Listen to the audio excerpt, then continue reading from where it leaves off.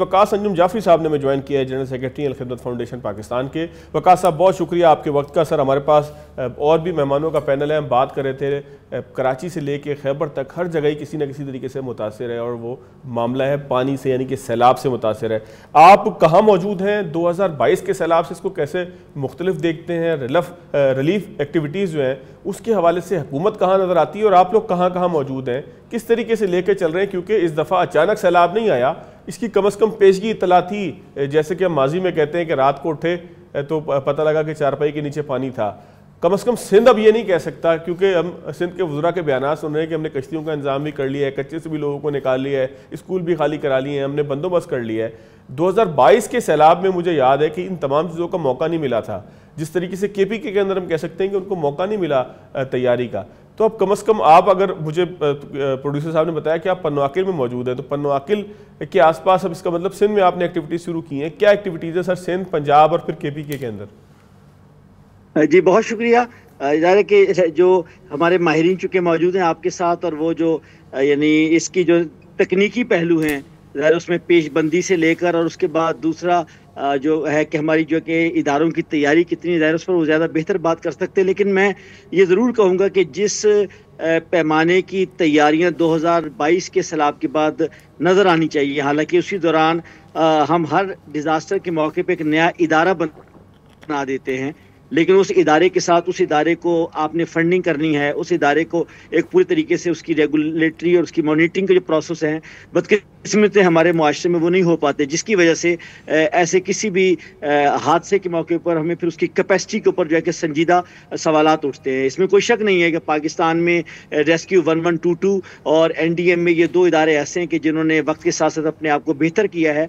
और मैं अगर आपके सवाल के जवाब पे आऊँ कि जिस तरह KPK के अंदर जो है ज़रा दो मुख्तलिफ नौयत हैं। आपने KPK में देखा कि वहाँ नौयत बिल्कुल मुख्तलिफ थी, वो क्लाउड बस था, और जाहिर बात है उसने जो है कि वो इस तरह किया कि इसके बाद अब संभलने का मौका नहीं मिल सकता। लेकिन उसके मुकाबले के अंदर ये मैदानी इलाका है पंजाब का, उसमें जाहिर बात है एक पहले से पेशबंदी भी मौजूद थी। तो चलें, अल्लाह का ये शुक्र है, हम इसको मानते हैं कि इंसानी नुकसान जो है कि वो यानी मिनिमम हुआ है, लेकिन जाहिर बात है कि वो ज़मीनें जो है कि निगली गई, और उसके अंदर जो है जहाँ ये कुदरती आफत का ताल्लुक है उससे ज़्यादा जो है कि वो हमारी मिसमैनेजमेंट है। ज़रा इस पर तो इदारे ही बात करेंगे, लेकिन मैं अलखिदमत की बात करूँगा कि मैं इस वक्त जो है कि सखर के बिल्कुल करीब मौजूद हूँ, और ज़रा कल से मैंने अपने सफ़र का आगाज़ किया। अल्हम्दुलिल्लाह KPK में हमारी टीम ने परफॉर्म किया। उसके बाद इस वक्त जो है कि पंजाब की जो 6 अजला जो वर्स्ट मुतासर हुए हैं, जिसमें जो है कि सियालकोट नारोवाल से लेकर जो है मंडी बहाउद्दीन बहुत अहम है, इसी तरीके से लाहौर और कसूर जो है उसमें हमारे, और इस वक्त जो है हम बिल्कुल यानी ये जैसे कहते हैं हर घंटे के बाद हमारा राब्ता जो है, मतलब इस वक्त जो है सतलज में एक बड़ा रेला दाखिल हो रहा है कि जो पिछले जो है कि 20 साल में सबसे बढ़कर है, और आपको अंदाज़ा है कि ये बिल्कुल कसूर से निकलता है और उसके बाद पाकपतन से होता हुआ फिर अल्टीमेटली उसको जो वो भावनगर में दाखिल होता है। और हमने फौरी तौर पर कश्तियाँ और इस तरह की चीज़ भी जो है कि उसका अहतमाम कर रहे हैं हम फौरी तौर पर। जिस तरह 6000 के करीब हमारे वर्कर्स ने खैबर पख्तूनख्वा के अंदर वॉलंटियर ने काम किया, और उसमें जो है कि रेस्क्यू रिलीफ से लेकर किचन और जो है कि हमारी हेल्थ फैसिलिटीज़ का अहतमाम किया है, बिल्कुल लाहौर के अंदर, और लाहौर से मुल्क का जो हमारा गंडा सिंह वाला जो बॉर्डर है उसके पास, और इसी तरीके से सियालकोट और नारोवाल के अंदर जो है आपने देखा होगा इवन फुटेजेस हमारी साथ साथ चल रही है। तो अल्हम्दुलिल्लाह अलखिदमत की एक सबसे बड़ी स्ट्रेंथ ये है कि ना सिर्फ वो अपना उसके पास जो है कि एक प्रोफेशनल टीम है, बल्कि उसके पास एक वॉलंटियर्स की टीम मौजूद है। और मैं अभी आपको यानी वक्फे में अपने दोस्तों को बता रहा था कि 2022 के सैलाब के अंदर हमने पाकिस्तान में कोई 35 ऐसे इलाके आइडेंटिफाई किए कि जहाँ से फौरी तौर पर हमें अपने वॉलंटियर्स को और ज़रूरी इक्विपमेंट्स को मूव करना पड़े, कि जिसमें सखर भी शामिल है, कि जहाँ हमारे पास जो है कि खैमों से लेकर और लाइफ बोट्स तक और रोप से लेकर जनरेटर तक इस तरह की चीज़ें मौजूद है, कि ताकि हमें विद इन नो टाइम हमारे वॉलंटियर्स और जो हमारे स्किल्ड हमारी टीम है कि जो NDM और 1122 से बाकायदा कोऑर्डिनेशन के अंदर है। एक और अच्छी बात यह है कि इस वक्त हम अपने पाकिस्तान के इदारों से पूरी तरह कोऑर्डिनेशन से काम करते हैं। अभी जब KPK में ये सूरत हाल हुई तो हमें जो है कि NDMA ने कहा कि उसको जो है कि कोई 5 मिलियन की अद्वियात चाहिए थी, तो अल्हम्दुलिल्लाह खिदमत ने जो है कि अपने ज़राए से फराहम की। तो अल्हम्दुलिल्लाह इस वक्त कौमी आजमाइश है, खिदमत जो है कि पूरे इदारों के साथ कोऑर्डिनेशन के साथ मौजूद है, और अपनी अगली जितने भी हमारे मुतवक्को जो है कि जहाँ जो उसका रूट है इस सैलाब का इंशाल्लाह उसमें मौजूद है। ठीक हो गया। ज़रा मैं वकास अंजुम साहब ज़रा गुफ्तगू ज़रूर सुन लीजिएगा आप। एक तैयारी है, पूरा एक डाटा है नजब अली खान साहब के पास।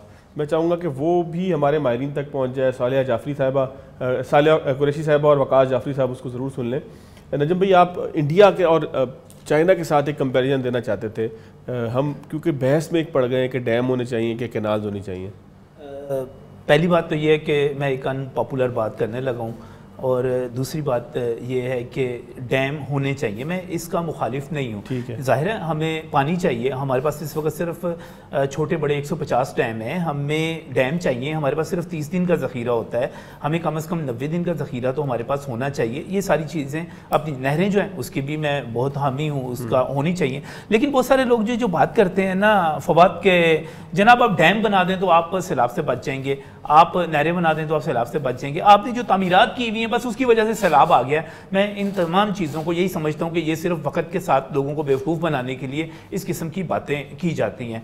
वरना डैम जो हैं पानी थोड़ा सा आपका सैलाब ज़रूर रोकेंगे, एक ब्रेक ज़रूर लगाएंगे। लेकिन अगर डैम ने सैलाब रोकना हो और बहुत सारे डैमों ने रोकना हो तो फिर इस वक्त हमारे पास 150 डैम है, और इंडिया जहां पर हमारे बराबर तबाही है, बल्कि शायद बाज़ जगहों पे इससे भी ज़्यादा हो सकती है क्योंकि वो ऊपर बैठे हुए, वहां पर पहले मरहले पे सैलाब मौजूद है। वहां पर 5334 डैम मौजूद हैं भाई। 5334 डैमों के साथ जो इंडिया सैलाब को नहीं रोक सका, मुझे आप बताइए हम अपने 150 डैमों के साथ रोक लेंगे? हमारे पास इस वक्त 13.68 MAF गुंजाइश है पानी को जखीरा करने की। भारत के पास 209 MAF है, 209।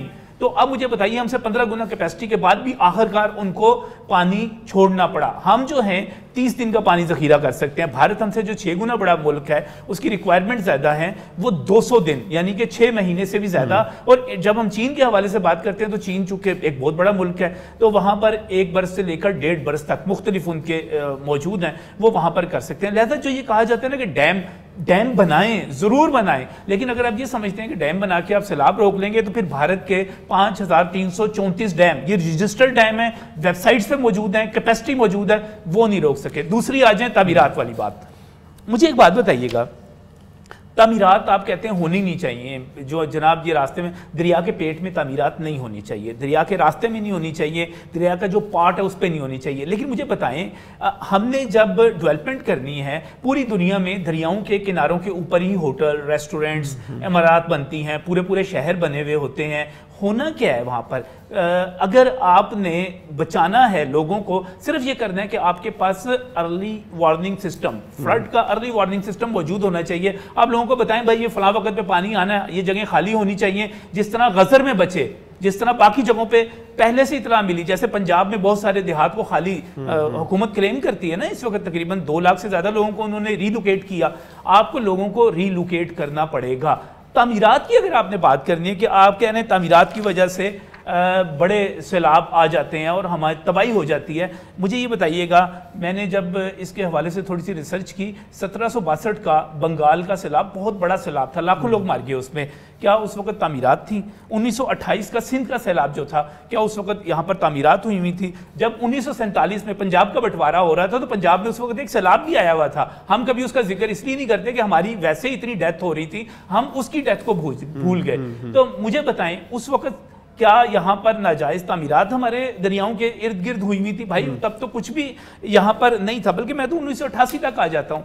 तो लिहाजा तामीरात तो होनी है। मैं अगर कोई बंदा ये समझता है कि इस मुल्क में तामीर और तरक्की का रास्ता रोकना चाहिए और हमें तामीरात नहीं करनी और हमें कंस्ट्रक्शन नहीं करनी, तो मैं इससे बिल्कुल इससे इत्तफाक नहीं करता। तामीरात तो होनी है, हमें देखना क्या है, फिर करना क्या है। आप ये बहुत सारे लोग कहते हैं ये कि अब तुम बात कर रहे हो इसका मतलब है सब कुछ अल्लाह पे छोड़ दें। मैं तो खैर अल्लाह पे छोड़ने का हामी हूँ। अल्लाह पे छोड़ने के साथ साथ कोशिश हमने ये करनी है, कोशिश हमने ये करनी है कि हमारा अर्ली वार्निंग सिस्टम, फ्लड का अर्ली वार्निंग सिस्टम वो काम कर रहा हो। हमारी हुकूमतें जो हैं वो रेस्क्यू और रिलीफ के लिए मुकम्मल तौर पर तैयार हों, उसके लिए फंड्स हों, उसके लिए इदारे मौजूद हों, और सैलाब तो आते रहेंगे। अब मुझे ये बताइए, हम लाहौर की बात करते हैं, दरिया रावी जहाँ पे मौजूद है, जब दरिया रावी का पार्ट जो है उसके अलावा जब सैलाब आता है, भाई ये तो मीलों फैल जाता है। तो क्या हम दरिया रावी के साथ मीलों जगह इसलिए छोड़ दें कि 34 बरस के बाद एक सैलाब ने आना है और वो 3 दिन 4 दिन 5 दिन उसने वहां पर तबाही, तो अब ये छोड़ दें इसको? नहीं भाई, हमें कुछ और सोचना पड़ेगा, कुछ और रास्ते निकालने पड़ेंगे। और आखिरी बात, लोग कहते हैं तामीर और तरक्की जो है जनाब हम उसके ज़रिए बच सकते हैं, डैम बना लें, हम तामीरात के हवाले से बड़े कवानीन बना लें। मैं आपको इसी बस 4 और 5 जुलाई को टेक्सास लेके जाना चाहता हूँ। टेक्सास जो है अमेरिका की दूसरी बड़ी स्टेट है, आबादी के हवाले से भी, रकबे के हवाले से भी, बल्कि बाज़ लोग कहते हैं माल के हवाले से तो शायद वो ऑयल वगैरह की वजह से शायद पहली अमीर तरीन है, और अगर वो एक मुल्क होता तो दुनिया का वो 9वां अमीर तरीन मुल्क होता, वो सिर्फ एक स्टेट।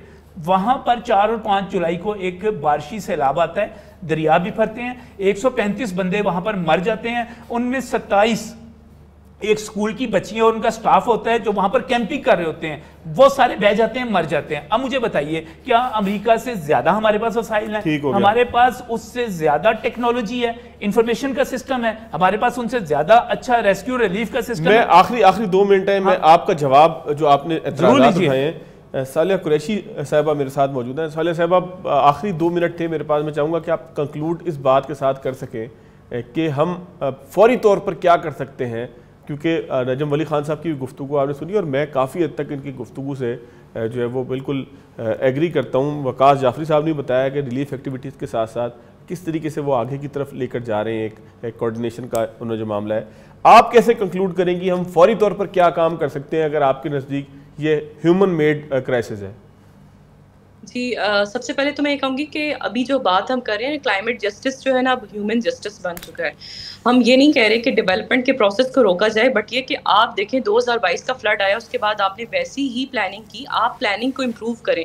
बांग्लादेश की एग्जाम्पल दी है जैसे, तो आप एलिवेटेड हाउसिंग वैसी करें ना, उधर आप जो एरियाज हैं उधर वैसी हाउसिंग करते हैं, और फिर वो इंफ्रास्ट्रक्चर को भी नुकसान पहुंचता है, ह्यूमन लाइफ्स को नुकसान पहुंचता है। अर्ली वार्निंग सिस्टम डेफिनेटली ज़रूरत है, उसको डेवलप करने की ज़रूरत है, लेकिन वो अगर डेवलप नहीं हुआ तो आई थिंक इस दफ़ा तो आपके पास ये एम्पल टाइम है कि आप उसको डेवलप कर सकें, अपनी कम्युनिटी को प्रिपेयर कर सकें। एग्रीकल्चर सेक्टर की जिधर तक बात की गई उसको बहुत ज़्यादा नुकसान पहुंचा, तो आप क्लाइमेट स्मार्ट एग्रीकल्चर टेक्निक्स को अपनाएं, जिस तरह आप ऐसी फ्लड रिजिलियंट क्रॉप्स को वहाँ पे डिप्लॉय कर सकते हैं जो कि फ्लड टॉलरेंट हो, वीट हो, कॉटन हो, क्योंकि इस दफ़ा काफ़ी ज़्यादा नुकसान पहुंचा है। ऑफ कोर्स हम जिधर तक प्लानिंग की बात करते हैं, आपका डेवलपमेंट सेक्टर है, इंडस्ट्रियल सेक्टर है, एग्रीकल्चर सेक्टर है, ये आपकी जीडीपी में कंसिडरेबल एड अप होता है। बट ये कि हम उस प्रोसेस को रोकना नहीं चाह रहे, लेकिन हम कह रहे हैं इंटरनेशनली अगर कुछ ऐसी एग्जांपल्स हैं उनको इम्प्लीमेंट तो करें। आप 2010 का भी सैलाब आया, 22 का भी आ गया, 25 का भी आ गया, अगर अब भी हम नहीं सीखेंगे और दोबारा वैसी ही प्लानिंग करेंगे और वैसे ही हाउसिंग सोसाइटीज़ बनाएंगे, तो फिर हम फिर रो रहे होंगे कि फ्लड आ गया। अब थोड़े अरसे बाद हम रो रहे होंगे कि इधर जो है इलीगल जो है वो आपकी माइनिंग हो रही है और ये चीज़ें हो रही हैं, और आपकी जो है ना फॉल्ट लाइन पे रवात वाला एरिया आ रहा है, तो आपकी तो जल्जले भी आएंगे, आपकी हीट वेव्स भी आएंगी, तो आपको वैसा ही इंफ्रास्ट्रक्चर चाहिए।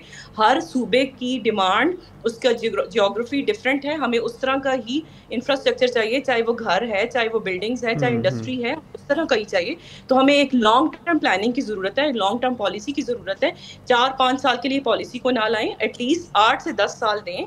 एक हुकूमत आती है, वो एक विजन लेकर आती है, और फिर दूसरी हुकूमत आती है, वो डिफरेंट विजन लेकर आती है। तो आई थिंक क्लाइमेट चेंज को एक कंसोलिडेटेड एक्ट के तौर पे पेश करना चाहिए। ये किसी पार्टी का विजन नहीं है, किसी सूबे का विजन नहीं है, ये सबका मसला है ना, ये किसी को छोड़ेगा। आपकी बात बिल्कुल ठीक है सालिया कुरैशी साहब, आपकी बात बिल्कुल दुरुस्त है कि ये किसी की तफरीक नहीं करेगा जिस वक्त ये तबाही फैलाएगा कि ये फ़लाँ पार्टी का है, या ये फ़लाँ सूबा है, या फ़लाँ कौमियत का है, या फ़लाँ रंग का है। सैलाब ने जब आना है तो उसने फिर बिला तफरीक सबको अपने दामन में समोते हुए तबाह बर्बाद करना है। यही हकीकत है, इसके लिए अपने आप को तैयार करना होगा, क्योंकि दुनिया तब्दील नहीं होगी, हम अपने आप को तब्दील करके उसमें रहने का एक बंदोबस्त कर सकते हैं। नजम वली खान साहब की इस तमाम गुफ्तगू का बहुत शुक्रिया। सैयद वकास अंजुम जाफरी साहब, सर आपका शुक्रिया, आप ट्रैवल में थे,